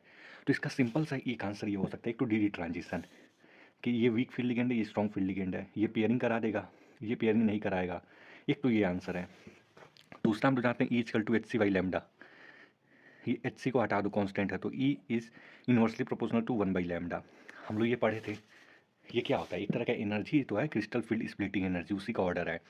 तो देखो Cn का एनर्जी ज़्यादा है, H2O का एनर्जी कम है, क्योंकि ये इंक्रीजिंग ऑर्डर है, तो Cn का ज़्यादा है H2O का कम है।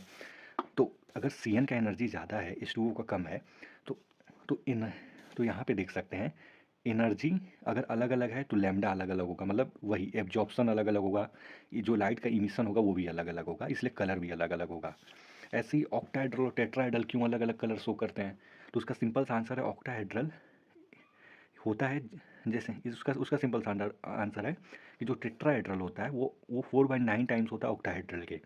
ठीक है, तो दोनों का एनर्जी, मतलब ये एनर्जी है कि जो टेट्राहेड्रल की एनर्जी होती है वो 4/9 टाइम्स होती है ऑक्टाहेड्रल की, तो दोनों का एनर्जी अलग अलग है। एनर्जी अलग अलग है तो लैम्डा अलग अलग है, मतलब एब्जॉर्प्शन अलग होगा, इमिशन अलग होगा। तो ये था 3 वैरायटी ऑफ क्वेश्चन जो कि कलर के ऊपर बन सकते हैं कोऑर्डिनेशन कंपाउंड से। अब नेक्स्ट है लास्ट, वो है ये क्वेश्चन, ऐसा क्वेश्चन देखा जा सकता है कि arrange the following in decreasing order of CFSC, मतलब क्रिस्टल फील्ड स्प्लिटिंग एनर्जी के डिक्रीजिंग ऑर्डर में इन कंपाउंड को अरेंज कीजिए। तो अरेंज के बेसिस पे तो बस ये याद रखना है, जो क्रिस्टल फील्ड स्प्लिटिंग एनर्जी होता है वो डायरेक्टली प्रोपोर्शनल होता है स्ट्रेंथ ऑफ लिगेंड के, कि लिगेंड जितना ज़्यादा स्ट्रॉन्ग फील्ड होगा उतना ज़्यादा क्रिस्टल फील्ड स्प्लिटिंग एनर्जी होगा। तो CN सबसे ज़्यादा अच्छा लिगेंड होता है, स्ट्रॉन्ग फील्ड लिगेंड, तो इसका सबसे ज़्यादा, उसके बाद NO2 और सबसे कम NH3। यही तो ऑर्डर है, सबसे ज़्यादा CN, फिर NO2, फिर NH3। ये डिक्रीजिंग ऑर्डर है। ऐसे ही दूसरा, अगर लिगेंड सेम है तब हम लोग ये देखेंगे दूसरे नंबर पे कि charge on central metal atom. तो Fe पे जैसे यहाँ पे देखो CN6 तो दोनों जगह लिगेंड सेम है और उनका नंबर भी सेम है। तो अब चार्ज देखेंगे, तो यहाँ पे देखते हैं charge on coordination sphere -4 minus charge on ligand -6। तो इसका आता है +2, इसका आएगा हमारे पास +3। तो इसका चार्ज ज़्यादा है, तो चार्ज ज़्यादा है तो इसका एनर्जी ज़्यादा। तो ये था सारे वेराइटीज़ ऑफ क्वेश्चन जो कि बन सकते हैं। तो देखा जाए तो मैंने 90% पूरे यूनिट का बता दिया जो जो क्वेश्चन बन सकते हैं। इसके अलावा कुछ अगर चाहे तो क्वेश्चन, मतलब अभी तक जितना पेपर में आया उतना तो क्वेश्चन हो जाएगा। अगर किस बैड लक ज़्यादा हुआ तो स्टीरियो आइसोमर जैसे ज्योमेट्रिकल ऑप्टिकल से क्वेश्चन बन सकता है। तो इसको हम छोड़ रहे हैं, लेकिन फिर भी अगर तुमको इसके बारे में पढ़ना ही है तो मेरे को बता देना। इसमें भी जो सबसे इंपॉर्टेंट होगा उसका एक छोटा सा 5 या 10 मिनट का वीडियो बना के उसको अपलोड कर देंगे। तो यहाँ पे पूरा ख़त्म होता है। अब चलो क्या ही छोड़ें, इसको बता ही देते हैं। इसमें हम सिर्फ वही क्वेश्चन बता रहे हैं जो कि पॉसिबिलिटी है सबसे ज़्यादा आने की, तो सिर्फ वो क्वेश्चन बता दे रहे हैं, तो उसको प्रिपेयर कर लेना। तो स्टीरियो आइसोमर क्या होता है? ऐसे आइसोमर जिनका मॉलिक्यूलर फार्मूला सेम हो, जिनका स्ट्रक्चरल फार्मूला भी सेम हो, मतलब स्ट्रक्चर भी सेम हो, बट उनका स्पेशियल अरेंजमेंट अलग अलग हो, तो ऐसे आइसोमर को बोलते हैं हम लोग स्टीरियो आइसोमर्स। ठीक है।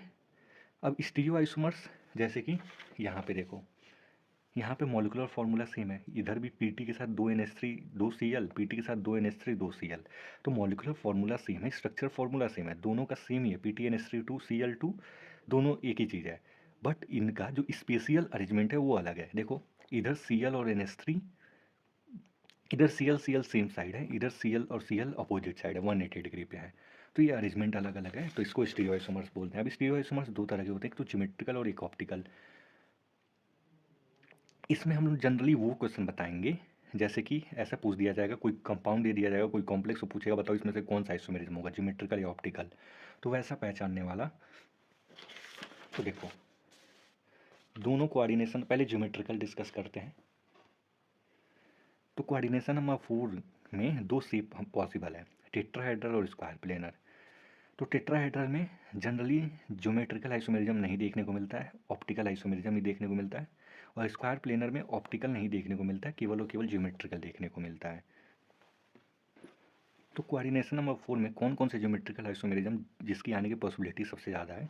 तो एक तो Ma2B2 टाइप, जैसे कोई कॉम्प्लेक्स दिया होगा PtNH3 2Cl2, मतलब एक लिगेंड Ma2, मतलब ए भी लिगेंड है बी भी लिगेंड है, तो ए 2 बार बी 2 बार, तो NH3 2 बार Cl2 2 बार। तो कुछ ऐसा लिगेंड, अब यहाँ पे लिगेंड बदल सकता है, CN कुछ भी लिगेंड लगा दे, यहाँ पे मेटल आयन बदल सकता है, क्रोमियम कोबाल्ट कुछ भी लगा दे, उससे मतलब नहीं है। लेकिन मतलब ये हमारा जो बेस है वो यही होना चाहिए, Ma2B2 टाइप। या फिर दूसरा है MABCD, मतलब चारों के चारों लिगेंड डिफरेंट है, MABCD, तो कुछ ऐसा टाइप। तो या तो यहाँ से एक डायरेक्ट क्वेश्चन बनेगा, PtNH3 2Cl2 दे देगा, पूछेगा बताओ कौन सा आइसोमेरिज्म है। तो हमको पता है कि A2B2 टाइप है तो ज्योमेट्रिकल आइसोमेरिज्म।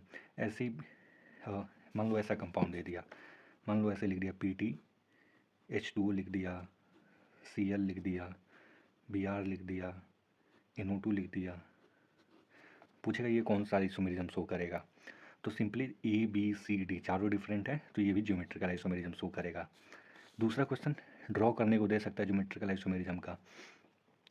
तो देखो पहले कुछ भी एक स्ट्रक्चर ड्रॉ कर लो अपने मन से, मान लो PtCl2 दो है तो 2Cl एक साइड रख दिए, NH3 दो है तो 2NH3 दूसरे साइड रख दिए। अब दो सेम तरह के ग्रुप अगर 90 डिग्री पे हैं, अगर 90 डिग्री पे हैं तो सिस, और जब दो सेम तरह के ग्रुप हमारे 180 डिग्री पे हैं तो ट्रांस। ये 90 और 180 याद रखना है, जब 90 पे हूँ तो सिस और 180 पे ट्रांस। ठीक है।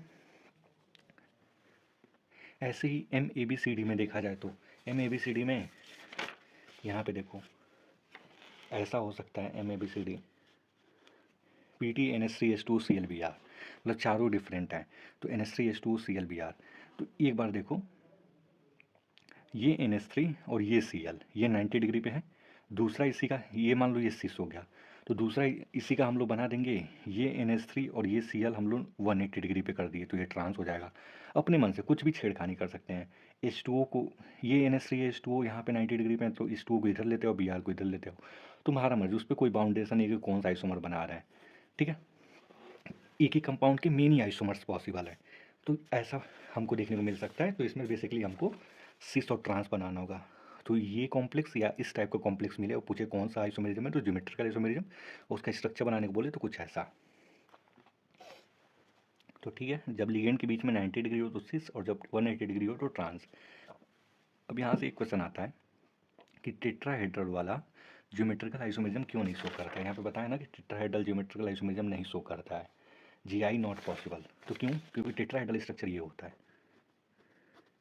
ABCD मान लो, तो सारे यहाँ पे बॉन्ड्स के बीच में जो एंगल है 109 डिग्री है, मतलब एंगल कांस्टेंट है। ये कोई इधर लेते आओ, ये कोई इधर लेते आओ, ये कोई इधर लेते आओ, कि इधर भी लेके आओ, एंगल सेम रहता है। मतलब यहाँ पे कुछ जैसे 90 डिग्री 180 डिग्री जैसा केस नहीं बन पाएगा, इसलिए क्योंकि बॉन्ड एंगल सेम है, तो ये नहीं देता है। नेक्स्ट है कोऑर्डिनेशन नंबर 6 में। कोऑर्डिनेशन नंबर 6 में हम मतलब ऑक्टाहेड्रल होता है ये, हम लोग जानते हैं ऑक्टाहेड्रल होता है। अब इसमें दोनों पॉसिबल है, वो GI भी पॉसिबल है और ऑप्टिकल आइसोमेरिज्म भी पॉसिबल है, तो इसका दोनों डिस्कस करेंगे। तो जो मोस्टली पूछा जाता है, वैसे तो कई सारे पैटर्न हैं, लेकिन जो मोस्टली पूछा जाता है वो Ma2B4, मतलब कि एक मेटल है, मेटल कुछ भी हो सकता है, आयरन कोबाल्ट निकल का कॉपर जिंक कुछ भी हो सकता है। एक लिगेंड 2 बार है, तो मान लो Cl2 2 बार लिख दिए, और एक लिगेंड 4 बार है, तो ये पैटर्न। अब लिगेंड यहाँ पे बदल सकते हैं, NH3 जगह पे CN ले लें, Cl2 जगह पे Br2 ले लें, कुछ भी ले लें, मतलब एक लिगेंड 2 बार और एक लिगेंड 4 बार। अगर ये पैटर्न है तो ये GI देगा। ठीक है, जैसे यहाँ पे देख लो, एम देखो एम से NH3 1 2 3 4 बार NH3 लिए और 2 Cl लिया है, तो ये हो गया सिस, क्योंकि Cl और Cl 90 डिग्री। इसमें ना ऑक्टाहेड्रल में ये खासियत है कि इसके सारे बॉन्ड्स 90 डिग्री हैं, इससे ये मतलब सारे बॉन्ड्स आपस में 90 डिग्री होते हैं। तो ये Cl जब पास में है तो ये 90 डिग्री है, तो क्या किए, Cl को उठा के 180 डिग्री पे कर दिए, तो ये ट्रांस हो गया। कुछ भी छेड़खानी कर दो, ठीक है, तो ये ट्रांस हो गया। तो ऐसे स्ट्रक्चर बनाने को आ सकता है। तो एक तो आइडेंटिफिकेशन से कि बताओ ये कौन सा आइसोमेरिज्म शो करेगा, ये पैटर्न, और दूसरा कि इसका स्ट्रक्चर बना के दिखाओ। ऐसी Ma3B3 टाइप, ये NCERT में है। मान लो M की जगह पे कुछ भी हो जाए, NH3 को मान लो 3 बार ले लें और NO2 को 3 बार ले लें, तो ये एक पैटर्न बन जाएगा। यहाँ पे लिगेंड बदल सकते हैं, तो कोई भी यूनिडेंटेड लिगेंड 3 बार, दो डिफरेंट लिगेंड, तो ये पैटर्न। MAA2B2 टाइप, MAA2 मतलब A2 मतलब कि ए 2 बार जब लगातार है और होल ट्वाइस लिखा, मतलब इसका मतलब है ना कि बाईडेंटेंट लिगेंड, बाईडेंटेंट, या तो EN या फिर ऑक्जिलेटो मतलब C2O4, तो या तो EN या OX ऐसा कुछ। तो देखो ऐसा देखने को मिल सकता है, ये पैटर्न दिखा रहे हैं कैसा, CR EN का होल ट्वाइस और मान लो Cl2, ऐसा देखने को मिल सकता है। तो ये हो गया ना, ये AA2B2, तो AA2B2, तो ये भी ज्योमेट्रिकल आइसोमेरिज्म जो पूछा जाता है मोस्टली। और MABCD और E और F मतलब 6 हो, जो ऑक्टाहेड्रल में 6 कोऑर्डिनेशन नंबर होता है, तो 6 के 6 डिफरेंट, तो ये भी शो कर सकता है, तो आइडेंटिफिकेशन बेसिस पे। नेक्स्ट है ऑप्टिकल आइसोमेरिज्म। ऑप्टिकल आइसोमेरिज्म जो दो मोस्टली पूछा जाता है वो है ये, इन आइडेंटिफिकेशन और इसका स्ट्रक्चर बनाना। तो पहला पैटर्न है MAA2B2, मतलब ये वाला केस, AA2B2 मतलब CrEn2Cl2, ये या कोई भी मेटल हो सकता है, iron cobalt nickel copper zinc, तो M है, यहाँ पे EN, मतलब ऑक्टाहेड्रल कुछ ऐसा बनाएंगे हम लोग। इसका स्ट्रक्चर देखा जाए तो ऑक्टाहेड्रल हम लोग ऐसा बनाएंगे, ये मेटल ले लेंगे, ये ऑक्टाहेड्रल बनाएंगे। अब EN बाईडेंटेंट लिगेंड है, तो EN एक ही मेटल से 2 बॉन्ड बना के रखा है, ऐसे EN एक ही मेटल से 2 बॉन्ड बना के रखा है, 2 Cl, यही है मतलब बाईडेंटेंट लिगेंड। तो AA2 2 बार है, A मतलब कि बाईडेंटेंट, तो ये 2 बार है और ये Cl, तो इसका स्ट्रक्चर कुछ ऐसा बनेगा। अब ऑप्टिकल आइसोमेरिज्म क्या होता है, optical isomerism generally mirror image होता है एक दूसरे की। अगर इसका स्ट्रक्चर बनाना हो, जो ऑप्टिकल आइसोमेरिज्म का स्ट्रक्चर बनाओ, तो मिरर इमेज बना देंगे, एक बनाए, अब इसी का मिरर इमेज जो बना देंगे तो हो जाएगा, ये दोनों आपस में ऑप्टिकल आइसोमेरिज्म हो जाएगा, या इसी को बोलते हैं इनएंसियोमर। ऐसे ये पूछा सकता है MAA3 जैसे कि ये COEN3, ये हो गया AA मतलब बाईडेंटेड लिगेंड 3 टाइम्स, तो ये पूछा जा सकता है, इसका स्ट्रक्चर कुछ ऐसा हो गया। मतलब 3 बाइडेंटेट लिगेंड जुड़े हैं ऑक्टाहेड्रल से, ये ऑक्टाहेड्रल के सारे बॉन्ड्स हैं, ये 4 बॉन्ड्स हैं। तो इसका मिरर इमेज बना देंगे तो ये दोनों आपस में ऑप्टिकल आइसोमेरिज्म हो गया। तो ये 2 पैटर्न देख लेना जो कि मोस्टली पूछा जाता है। अब हमारा यूनिट कंप्लीटली ख़त्म होता है। अब इसके अलावा जो तुमको अपने बुक से प्रैक्टिस करना होगा तो वो कर लेना, या फिर प्रीवियस ईयर क्वेश्चंस देख लेना।